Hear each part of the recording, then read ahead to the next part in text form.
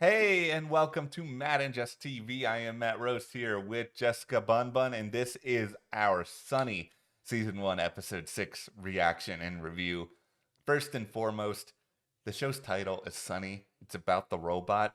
I want the robot in the episode. That's my biggest takeaway from this episode. Needs more robot, period. Oh, she was in it, but oh I no, know. Sunny is broken down by the end of this whole thing. We saw her get, abducted, and then what? She was sent back and she's on the fritz? Yeah, I don't What want did they that. do to I her? don't want Oh, that. they were cutting her up and giving her in pieces.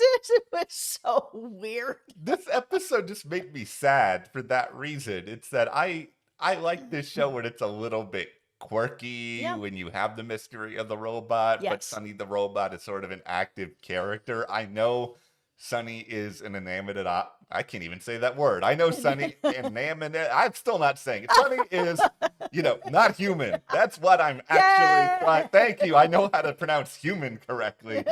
Speech therapy, guys. I went to it in elementary school, didn't figure that word out. Okay, so ultimately, we have here a robot we've come to love and care about through these Yes. episodes. And I just think to not have the robot actively be a part of the story in the same way, it did bum me out in this episode, especially since we don't even fully know what the evildoers at the center of the show really did to her.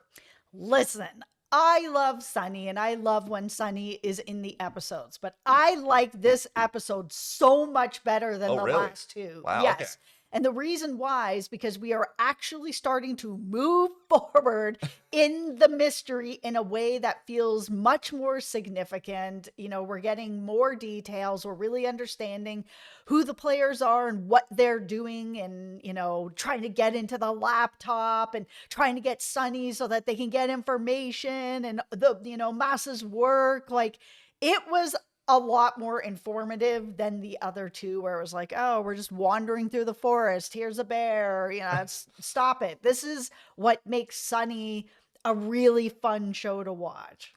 See, I think this episode, I'm kind of a little bit all over the place coming out of it because we did get a lot more information. I'm having a hard time processing it. I'm basically like Sunny at this point. I may just crash out before the end of all of this, but we're going to try to get into it, share some theories as to what's going on, what's happened to Sunny here, Mm-hmm. where the potential end game and all of this is, what Noriko is doing. But before Yeah. we do, hit that subscribe button. We will be here through the rest of Sunny. And of course, we have a lot of other great stuff coming, including Only Murders in the Building and another mystery on Apple TV Plus and Bad Monkey. Yes, absolutely. And then coming up in September, we also have Slow Horses, where if you're looking Uh, for a really fun thriller, that show is so good. I just finished watching it yesterday. yeah.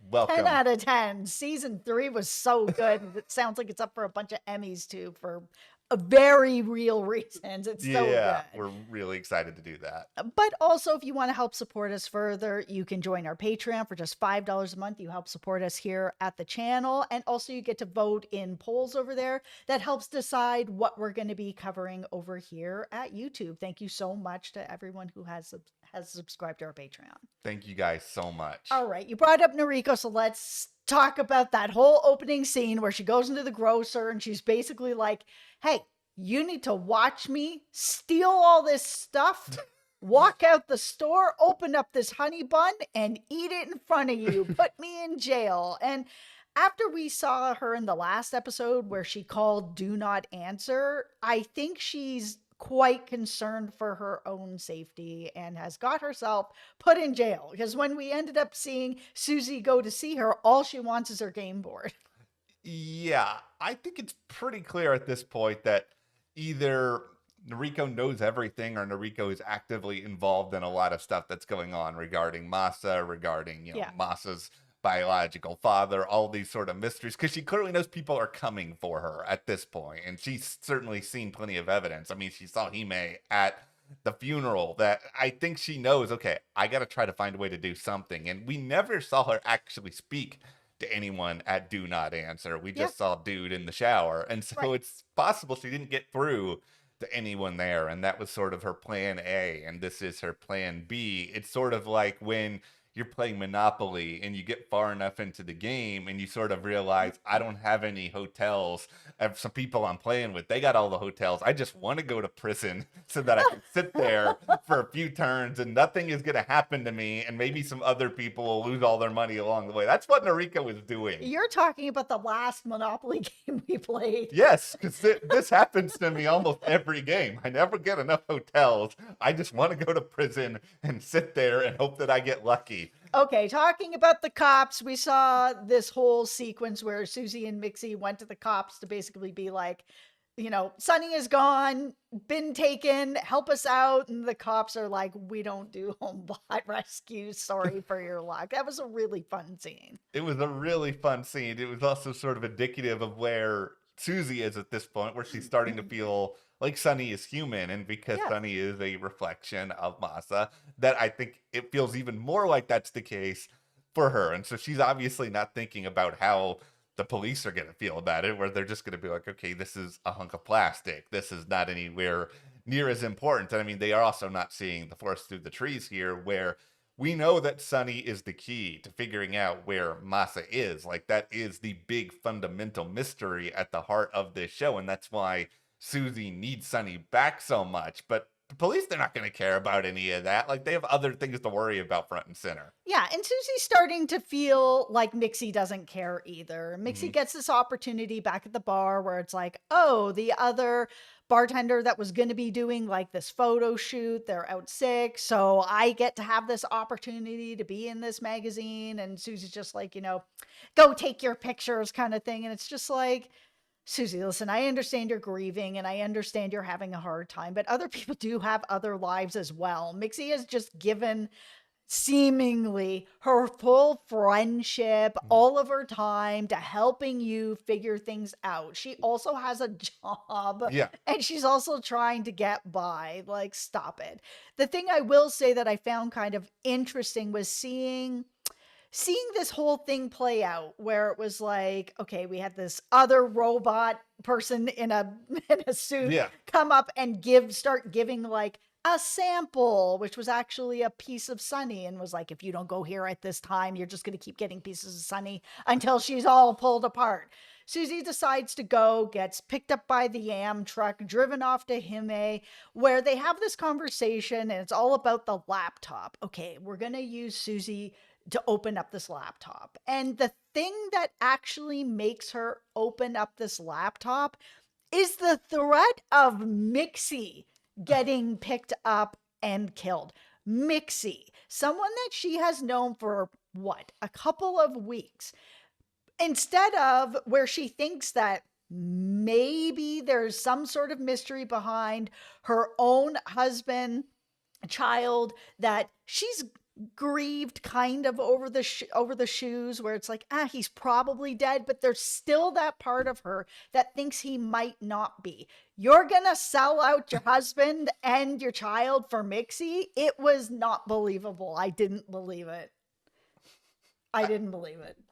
Okay, so I don't know if I believe it either. Like, I'll start right now. I was frustrated with Suzie a few different times in this episode. Like, I will put that out there. That's why, to me, I don't know if I like this episode more than Wandering Through the Woods. I very much enjoyed Wandering Through the Woods other than that whole bear part. But it's just, for me, starting with Suzie getting so upset with Mixxy. Like, Mixxy has a job. Mixxy has other things that she has to do. She doesn't know you that well yet, Suzie.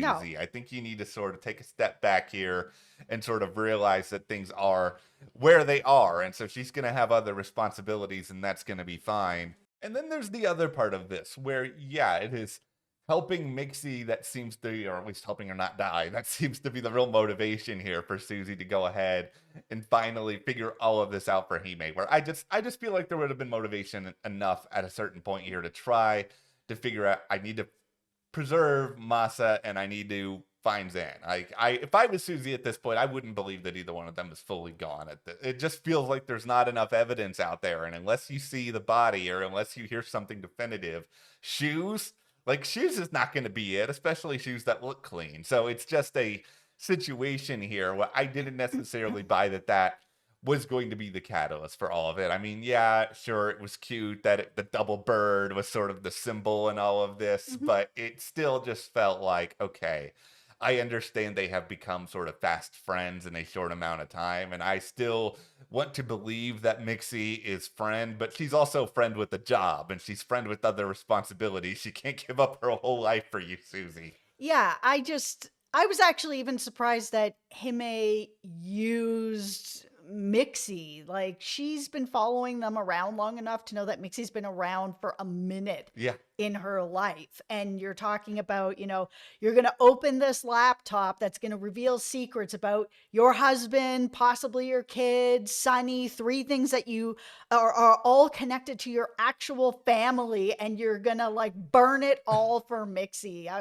I tried to just give some disbelief that, Susie just doesn't want anyone to die, yeah. and that's completely fine. Mhm. But if she has even like a 1% in her mind that maybe Masa is still alive, maybe her son is still alive. I mean, you guys let me know in the comments, but like, I feel like most people would burn anyone to the ground to make sure that their family is safe or that their Yes. family is found. That's just how I feel about it. But I mean, let me know.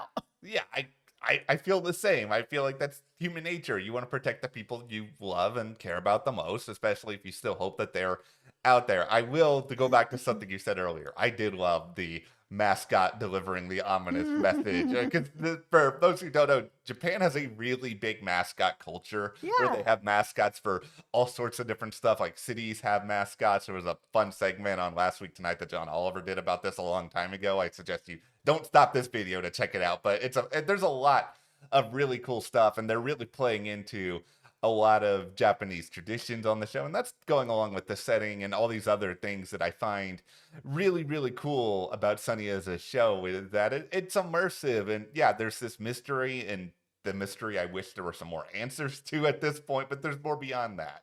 There was also a lot of strange back and forth between Susie and Hime. And I mean, Susie, I think, understands what kind of real physical danger she's in from the bathhouse and everything Yeah, that happened there, and what Hime is more than capable of doing and willing to do to her. That watching Hime like needle Susie about her loneliness and sort of on and on and on, that all makes sense. She's yeah, trying to like get her to do what she wants. Susie then sort of overhearing that Hime's father has passed away. That all makes sense to kind of be like, hey, yo, I'm sorry for your loss. To try to make a connection, that all makes sense. Or yeah, to be like, oh, I wonder what's going to happen now because I have this little bit of information about the bathhouse and your cousin. Like, what's going to happen to you?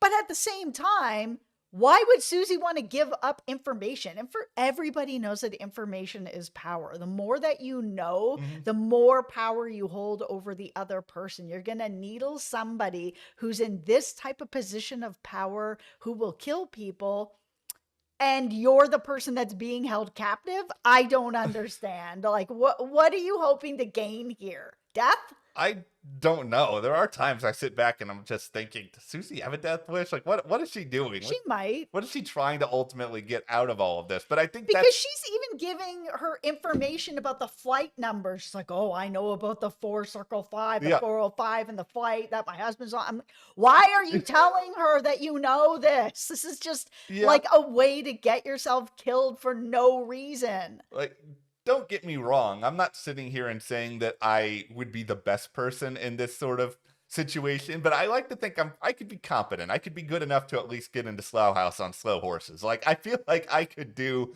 My some sort of rabbit can get into Slough House. okay, you know Listen, what? stop. Oh I my God. If River can get in, we can. He just needs to be fired. okay, Oh my well, God. we obviously have some great slow horses content on the way, but no, I just feel a lot like Susie is scrambling. She doesn't really know what to do in any situation. She's getting impulsive. I do think she Mhm. probably has a little bit of a death wish. I don't think she necessarily means it. But the biggest question I have coming out of this episode is, does Hime and everybody else, did they just get whatever they wanted to get out of Sunny? And they were just like, okay, we'll just throw the robot. Like, here you go. Here's your hunk of plastic. And then, we're going to move on. But if that's the case, did they actually really get what they wanted? out of Sunny, because I kind of have some doubts on that. Well, that's the thing, is like if they really wanted to find out what's going on with Sunny and what Sunny knows, I'm not a robotics expert by any means, but I would assume that you would take out whatever processing system or hard Yeah. drive that's inside that robot and then just dump the body, because you don't need any of the rest of that. You just need like the hard drive that's inside this thing Hmm. that would have the answers. I just feel I'm like, hoping it's just gonna be more complicated than that, and that it's some new sort of technology that, we don't really know about. well, here is my tinfoil hat as to what's happening All here. right. I think that it is basically a situation where they probably found something, but at the same time, Masa has been established as, he's a pretty smart and crafty guy. And he's also a guy who clearly values a lot of secrets, to the point that he didn't tell his own wife about what he's been doing all this time, which still not great. But I feel like he probably had some failsafe stuff built in to Sunny, where Mm-hmm. he probably made it so that, okay, I can put enough of a firewall, I can put enough of a security system in here so that once Hime accesses a certain part of this, she's going to think, okay, I've got all the information that's on this dark manual. I can go and whatever I'm trying to do with it, I'm going to create a whole legion of these robots or whatever else. I can now do that. Mm-hmm. But I kind of feel like it's also I'm sorry, your princess is in another castle situation, where you get all this information, but you're still not at the end of everything. And maybe they just don't know that. I think there's a secret beyond this secret, and that's something that only Suzie herself can figure out. Well, also, I wonder if, my tinfoil hat Yeah. is that there is some sort of fail safe that if they hit at the right place where they're about to access the manual without Suzie, Suzie is the only person that can actually access it. So if they hit it with Sunny, Sunny just turns into this, where she's on the fritz, broken down, not working. Because otherwise, I'm kind of like, why would they ever give Sunny back to Suzie at all? What's Yeah. the point? Why wouldn't they just dump her in a garbage bin if she's just trash and doesn't matter anymore? Like, it was that part I found a little bit unbelievable, that this organization is going to take the time or manpower to Yeah. give this robot back. For why? They're not going to. So I feel like that's probably what happened. They probably hit something. Suzie or Sunny just shut down. They were like, okay, give her back to Suzie. It doesn't matter. This Yeah. robot's trash. Well, this is what I'm curious about now, is that are they going to keep watching Susie at this point? Do they feel like, okay, we got everything we can get out of Sunny, we're just going to let this be? Or are they going to realize, okay, maybe there's something else. Maybe we do need to keep watching Susie. That's going to be a fun part of episode 7. And I mean, to me, the other obvious fun part of all this is you got to get Sunny back. Like, you have to have the robot light up and talk and do all this other stuff that we love again. How are you going to do it? Yeah, like, let's also talk about Mixxy for a second. So, like, Yeah. I know you think that Mixxy is friend. Yes. I think that Mixxy is more complicated than that. I think that she's not all bad. Like, I don't think it's going to turn out that she's just like a straight villain at the Yeah. end of all of this. But I find it very curious Hmm. that Hime said, go get Mixxy. These two guys show up at the bar where Mixxy is, and she looks like she recognizes them. Like, she doesn't look super terrified. She kind of is like, oh, okay, I know who these guys are. Maybe she's worked adjacent with them to whatever. She's never brought back to Hime at all, probably because, everything was opened up and that's fine. But she's brought to Susie's house. It's so weird. And just on the street like that, like, was she never picked up? These two guys were just like, we don't need you anymore. Catch you next time. The whole thing was really weird. Like, I don't know if they just disappeared and Mixxy could go wherever she wanted. She showed up at Susie's house, or they just picked her up and was like, yeah, we don't actually need you after all. Where do you want us to drop you off? Susie's house is good. I can continue to keep an eye on her. Something's not entirely right. Here is my concern. It's just that if you go to Mixie and you give her, I don't know, an obscene amount of money, is she going to turn on Suzie at that point? I think that's possible just because Mixxy doesn't know her that well. And I mean, we're already No. seeing that she still has to prioritize her job. There's still other things that she cares about. I want to believe that she's friend through the extent that I think just where things stand right now, I don't think she wants anything to happen to Suzie. I don't think she's actively working against Suzie, but I think she probably is still a little bit selfish and a little bit thinking about herself and her own future. And that could be where things get a little bit complicated moving forward. I'm just telling you now, Mixxy, don't do that. I do not need Suzie to be any more miserable than she has already been on this show. Oh, you're somebody in the comments said that Matt was so wholesome with his thoughts on Mixxy, and I was like, you right. Matt is so wholesome sometimes. Sometimes we have the boys and he's like, give Tech Knight some Swiss cheese. Okay, see, I he tried to black is. out that I said that. No, but that's the thing. It's just that You see the best in people. I want to see the best in people, and I want to see it, especially I think on this show, and I think a lot of it is just because you've got a cute robot at the center of it. Yes. You've got these themes of friendship, and it's just I don't need to see this show become so bleak that every single bad thing in the world has to happen to Suzie. I just kind of feel like she's gone through enough, but maybe that's still going to happen. I mean, we still have a lot of this show left to go, so we'll see exactly what happens. Yeah. But thank you guys so much for watching. Hit that subscribe button. We have so much stuff coming, and be sure to also support us on Patreon. Our link is in the description for $5 a month. That goes a long way, and you can vote on polls as to what else we're covering, and we'll see you here next time.